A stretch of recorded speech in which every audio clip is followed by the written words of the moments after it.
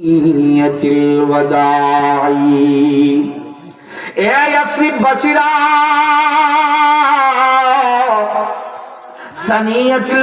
নামক জায়গার দিকে তাকায়া দেখো, আল্লাহর নবীজির আগমন ঘটেছে, মদিনা দুলালের আগমন ঘটেছে। আল্লাহর পয়গম্বর নবীজিকে আহলান সাহলান মারহাবা দিয়া দিয়া আমার নবীজির কাছে দৌড়া যাইয়া কেউ আমার নবীর হাতে ধরে টানে রে। কেমন ভাগ্য পাইছে রে, আমার নবীর হাত ধরে ছোট বাচ্চাগুলো টানে আর ডাক দিয়ে, ইয়া রাসূলুল্লাহ আমাদের ঘরে চলেন গো নবীজি, আমাদের ঘরে চলেন। আল্লাহর পয়গম্বর কারো কথা শুনবে না, কারো ঘরে আমার নবী যাবে না, কারণ ইয়াসরিববাসীরা আমার নবীজির এত ভালোবাসা বাসছে। নবী চিন্তা করে দেখলেন কারো ঘরের ভিতরে যদি চলে যায় আরেকজন কষ্ট পাবে, এজন্য নবী ডাক দিয়া কয়, না না আমি কাহারও ঘরে যাব না।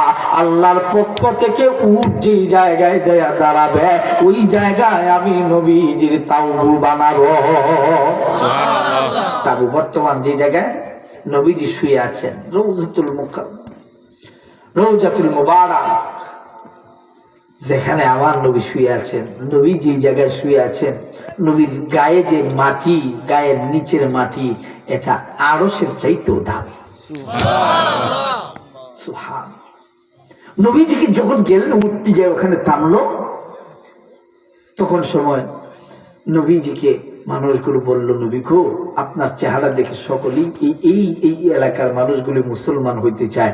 নবীজিরে দেখে সকলে মুসলমান হইয়া নবীজিরে ডাক দিয়া বলল, নবী গো আপনি আসছেন আমাদের দেশে অনেক কাল আগে ইয়াসরিব নামে একটা যুবক আসছিল, এই যুবকটা ছিল আল্লাহওয়ালা, তার নামে নাম করেছিলাম ইয়াসরিব, আর আপনি আসছেন, আপনার চাইতে তো দামি পৃথিবীতে কেউ হয় নাই, আপনি একটা নাম দেন। নবী ডাক দিয়ে কয়, আমি তো নাম দিতে পারবো না, একটু সময় অপেক্ষা করো। আল্লাহ জিব্রাইল পাঠাইয়া দিয়া ডাক দিয়া বলেন, জিব্রাইল আমার বন্ধুর নামের প্রথম অক্ষর হলো মিম, মিম দিয়া নাম হবে মদিনাতুল মুনাওয়ারা। সুবহানাল্লাহ। নাম পরিবর্তন হয়ে গেল, ইয়াসরিব থেকে হয়ে গেল মদিনাতুল মুনাওয়ারা। এই মদিনাবাসীদের বেলায় নবীজি বলেন, আমার এই সাহাবায়ে কেরামের এই যত উম্মত, যত ছেলে আছে মেয়ে আছে, তাদের বংশ বিস্তার হবে। আল্লাহ এই মদিনাতে কোনদিন আল্লাহ অভাব দিবে না। সুবহানাল্লাহ। যে কাঠুরিয়া মানুষগুলো চলতে পারতো না, ওই মানুষগুলো সোনার মানুষে পরিণত হয়ে গেল, শুধুমাত্র আমার নবীজিকে